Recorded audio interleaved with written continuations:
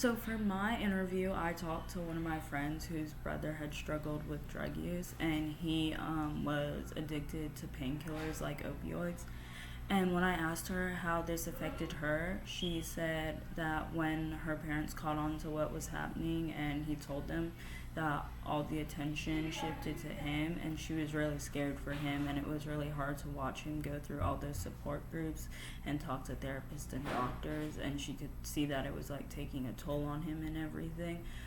But it was really hard for her to watch him go through that.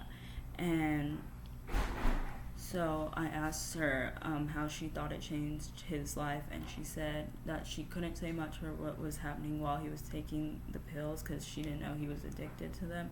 But when he did stop taking them, it was really hard for him. He shut himself in his room a lot, and he would have mood swings, and he was a lot different from when he was like on them. And she said that he told her that he was embarrassed that he had let the addiction get this bad, but he was glad he was getting help for it.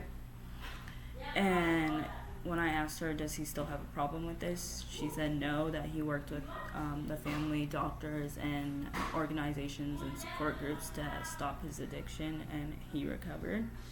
And I asked her how it changed her life, and she said it was really hard because all her parents thought about was him, and she felt bad for wanting attention because she knew he needed it more, but it was also hard losing the attention from her parents, and she couldn't get it from anyone else because her closer family members were convinced there was something wrong with her brother, so they stopped reaching out and tried to distance themselves from the family. I asked her why she thought he was abusing the painkillers, and she said that he first started using them because he had really bad migraines, and he was on a pretty strong prescription according to her parents, and they never really went away, so he kept getting the prescription refilled.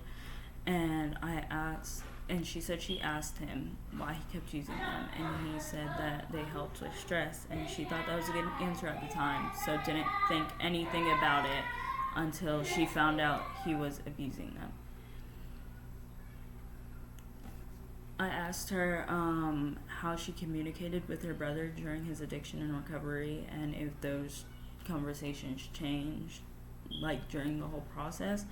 And she said that she didn't even realize he had a problem. She just assumed he was growing up, and that made him different because before he was energetic and he loved to talk and tell jokes. But while on the painkillers, he rarely came out of his room, was talking to everyone less, but he seemed relaxed all the time. So her and her parents just didn't see anything wrong with it, and they just wrote it off as him being a teen. But when he was recovering, he talked to her, and he told her about the struggles he was going through trying to recover. And at first she was trying to give him advice, but she realized that he just wanted someone to listen, so that's what she did. And I asked, what misconceptions do you think people have about addiction that you wish more people understood? And she said that addiction isn't just something you can control, and that's something that not many people realize. And this really affected her because during her brother's recovery process, so many extended family members just told her brother to stop what he was doing, not realizing that it wasn't that easy. They said that her family was wasting money on therapists and doctors, and said if he really cared that he would just stop. But they didn't realize that those were the things he needed to stop for good, not just in the moment. And that all those things that they said they were wasting money on helped him make a full recovery. And then finally I asked, if you were to speak with a group of teens about drugs, what's the one thing you would want them to know? And she said, I think I would want to say that drugs don't only harm you. There's a ripple effect. Those around you struggle with you. If you're feeling stuck, like drugs is the only way, talk to someone.